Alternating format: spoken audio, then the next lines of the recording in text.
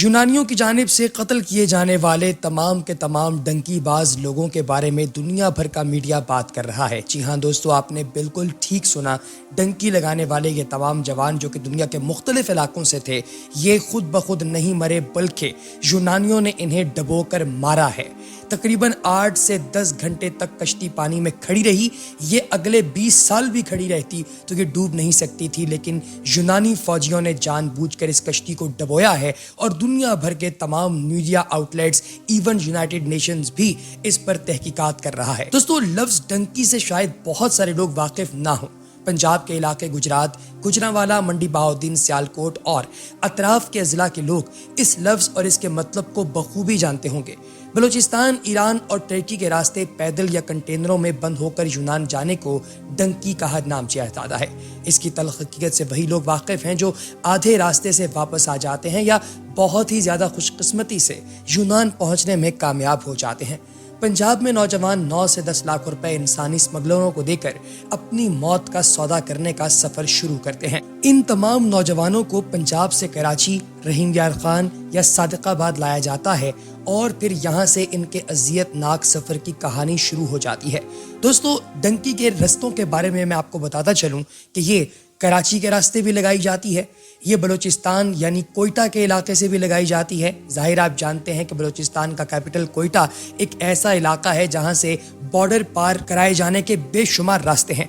फिर इसी तरीके से कुछ लोग ऐसे भी हैं जो कि दुबई के रास्ते भी डंकी लगाते हैं, यानी वो पहले बलूचिस्तान से पहुंचते हैं ईरान, ईरान से फिर वो पहुंचते हैं दुबई और फिर दुबई से आगे लीबिया और फिर इस तरीके से यूनान पहुंचा जाता है। यानी मल्टीपल तरीके हैं डंकी लगाने के।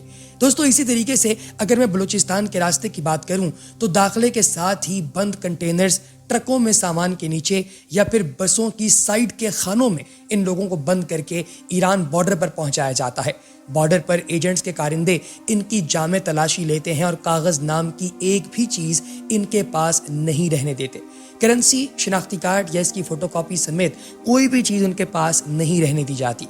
यही लोग उन्हें बॉर्डर पार कराते हैं, जिसके बाद पैदल या छोटी गाड़ियों के जरिए ईरान से टर्की के बॉर्डर पर पहुंचाया जाता है। भूख प्यास तो कभी ईरानी फोर्सेस के नजर में आने पर बेशतर लोग इस सफर में मारे जाते हैं। खुशकिस्मती से जो लोग बच जाएं वो टर्की पहुंचकर बंद कंटेनर्स के जरिए अगले बॉर्डर पर पहुंचाए जाते हैं। यहाँ से एक और अजियतनाक कहानी शुरू होती है। दोस्तों, बचे हुए लोगों को टर्की के इलाके अजमीर से समंदर में छोटी कश्तियों के जरिए आगे जाना होता है। छोटी कश्तियों पर बड़ी तादाद में लोग सवार कराए जाते हैं, जिसकी वजह से अक्सर कश्तियां डूब जाती हैं और बिल्कुल ऐसा ही वाकया इस मर्तबा भी पेश आया। इस कश्ती के अंदर इतने लोगों की जगह नहीं थी जितने लोग इस पर सवार कर दिए गए, लेकिन जाहिर है कि जब इतनी बड़ी तादाद में लोग थे तो यूनानी फोर्सेस की जानिब से वो जो रस्सियां फेंक कर एक झटका दिया गया था, उसकी वजह से ये कश्ती डूब गई और ये सारे के सारे लोग मर गए। चंद एक लोगों को इसलिए बचाया गया ताकि वीडियो बनाकर दुनिया को दिखाई जाए कि देखिए हम कितने रहम दिल हैं कि हमने इन लोगों को बचा लिया। खैर दोस्तों, इस जगह के समंदर को एजियन के नाम से पुकारा जाता है, जहां पानी नुक्ताए इंजमात से नीचे होता है। खून जमा देने वाले पानी में अक्सर कई किलोमीटर का फासला तैर कर भी पार करना पड़ता है। दोनों मुल्कों की फौजों में से किसी की नजर में आए तो गोलियों का निशाना भी बन सकते हैं। अगर पानी और गोली दोनों से बच गए और यूनान के किसी सरहदी कस्बे में पहुंचने में कामयाब हो गए तो आगे फिर कंटेनर या छोटी गाड़ियों में बिठाकर ऊपर सामान लोड कर दिया जाता है। अगर फिर भी जिंदगी बाकी रही तो एथेंस पहुंच पाते हैं। यह है डंकी का पूरा अमल। अब इस सारे सफर में मौत का चांस 99% और जिंदगी का 1% होता है। गुजरात, गुजरांवाला, सियालकोट और अतराफ के दूसरे अजला से तकरीबन हर साल कई हजार नौजवान इस रास्ते यूरोप पहुंचने की कोशिश करते हैं और चंद 100 ही यूनान तक पहुंच पाते हैं। अब आप सोचते होंगे कि इतने बड़े पैमाने पर इंसानी स्मगलिंग हो रही है तो हमारे मुतल्लिका इदारे क्या कर रहे हैं? तो जनाब, अर्ज ये है कि ये सारे नेटवर्क ऑपरेट किए जा रहे हैं जिला गुजरात की तहसील लाला मूसा से। इनका बच्चा बच्चा एजेंट से वाकिफ है, मगर FIR वाले और FIA वाले इनसे लाइल्म रहते हैं। क्यों? बल्लालम।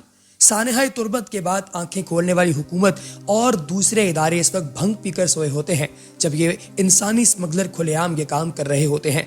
ये एजेंट लोगों को यूरोप के सुहाने सपने दिखाते हैं और 9-10 लाख रुपए लेकर लोगों को मौत के मुंह में धकेल देते हैं। फर्ज करें اگر یہ سانحہ تربت جو پچھلے عرصے میں ہوا تھا وہ نہ ہوتا، یا پھر کرنٹلی جو گریس کا سانحہ ہوا ہے یہ نہ ہوتا، تو یہ لوگ ایران، ترکی یا یونان کے بارڈر پر گولیوں یا بھوک پیاس سے مارے جاتے ہیں، جن کا نہ کوئی واقعہ رپورٹ ہوتا ہے نہ کوئی کارروائی ہوتی ہے۔ یعنی یہ کہا جائے سادے الفاظ میں کہ ڈنکی ڈائریکٹلی اپنے آپ کو موت کے منہ میں دھکیلنے والی بات ہے، ایک ایسا جوا جس میں آپ کے ہارنے کے چانسز 99% اور جیتنے کے صرف 1% ہوتے ہیں، اور آپ کی لاش واپس آنے کا تو سوچ بھی نہیں سکتا کوئی، کیونکہ نہ تو کوئی شناخت ہوتی ہے اور نہ ہی واپس آنے کے لیے کوئی کاغذات، تو لاش واپس کیسے آئے گی؟ آپ سوچتے ہوں گے کہ لوگ کیسے اتنے خطرناک سفر کے لیے تیار ہو جاتے ہیں؟ تو دوستو، اس کے دو پہلو ہیں، ایک بے روزگاری یا روزگار کے کم مواقع، اور دوسرے کا ذمہ دار ہمارے والدین اور مجموعی معاشرہ ہے۔ والدین جو نکمے یا نکھٹو ہونے کا تانا دے کر بچوں کو بدزن کرتے رہتے ہیں، وہ ان کی حوصلہ افزائی یا کام کاج میں لگانے کے بجائے ملک سے باہر جانے پر انہیں مجبور کرتے ہیں۔ دوسرا، عزیز و اقارب پوچھتے ہیں، ہاں بھائی کب باہر جا رہے ہو یا یہیں دھکے کھانے ہیں؟ اس طرح نوجوان کو خودکشی جیسے سفر پر مجبور کر دیا جاتا ہے۔ اس طرح کی ریاست پر تھو ہے جس ریاست میں رہنے کے بجائے لوگ سمندر میں ڈوب مرنے کو ترجیح دیں۔ جب یہ لیبیا پہنچے ہیں تو اس ٹائم انہیں ایجنٹ نے بولا کہ ابھی آپ کے بچے جو ہیں آگے پہنچنے والے ہیں تو پیسے جمع کروا دو۔ بہت دفعہ منع بھی کیا کہ یہ راستہ خطرناک ہے، تم ایسے اس راستے سے نہیں جاؤ، ایجنٹ کا نمبر ہی نہیں لگ رہا، تو کبھی اگر کال جاتی ہے موبائل بند ہو جاتا ہے۔ ادھر سے کراچی گئے ہیں، پہلے کراچی سے دبئی، دبئی سے پھر لیبیا گئے، تو انہوں نے بولا نہیں ہم نے جانا ہی ہے، تو جب بہت ضد کی اس کی وجہ سے پھر وہ چلے گئے۔ ابھی جو یہی سب سے بڑی پرابلم ہے کہ کسی لسٹ میں بھی نام نہیں آ رہا کہ زندہ ہیں مردہ ہیں۔ جب ان کو پتہ بھی ہے کہ ماکو کی پہاڑیاں اور یہ اتنا خطرناک سمندر، 4 ماہ پہلے کشتی ڈوبی ہے، 30 لڑکے گجرات کے ہی جہاں بھاگ ہو گئے ہیں، اتنا زیادہ خطرہ تھا، اتنے ینگ ایج میں وہ کیسے چلے گا؟ اور کیا نام تھا ان کا، وہ بھی ذرا بتا دیں، شاید لسٹ میں کی نام آ رہے ہیں ان کا۔ ایک کا نام فواد حسن ہے، دوسرے کا نام جواد حسن ہے۔ کب رابطہ ہوا تھا آپ کا آخری دفعہ؟ 12 تاریخ کو۔ اور کیا کہا تھا انہوں نے آپ سے؟ 12 تاریخ کو ایجنٹ سے ہوا تھا، تو اس نے یہی بولا، پہلے 11 تاریخ کو رابطہ ہوا ہے، اس نے بولا جی آپ کے بچے جو ہے نا آگے نکل گئے، اٹلی کی حدود میں داخل ہونے والے ہیں، تو رابطہ بھی نہیں ہوا، کل آپ کا رابطہ کروا دوں گا۔ پھر 12 کو لاسٹ رابطہ جو ہے تو اس نے بولا کہ ابھی بچے کی تھوڑی طبیعت ٹھیک نہیں ہے، تو میں تھوڑی دیر کے بعد 2 گھنٹے بعد رابطہ کروا دوں گا۔ اس کے بعد ایجنٹ کا نمبر ہی نہیں لگ رہا، تو کبھی اگر کال جاتی ہے موبائل بند ہو جاتا ہے، اس کے بعد کانٹیکٹ ہوتا ہے میں اس کے ساتھ۔ اور یہ جو آپ کے دونوں بھانجے ہیں پاکستان سے کس تاریخ کو نکلے تھے، یہاں سے کب گئے ہیں؟ یہاں تقریباً 1 ماہ تقریباً ہو گیا نکلے ہوئے ہیں۔ تو اور عمر کیا تھی ان دونوں کی؟ یہ جو فواد حسن ہے اس کی تقریباً 17.5 سال ہے، وہ دوسرے کو 6 ماہ کم ہے۔ دونوں وہ بچے ہیں جن کا ابھی تک شناختی کارڈ بھی نہیں بنا ہوا اور غیر قانونی طور پہ یہ بارڈر کراس کر گئے ہیں۔ کتنا خرچہ ہوا تھا دونوں کا آپ کا؟ 24 لاکھ روپے۔ ہاں جی، اور آپ نے یہ پورے پیسے دے دیے؟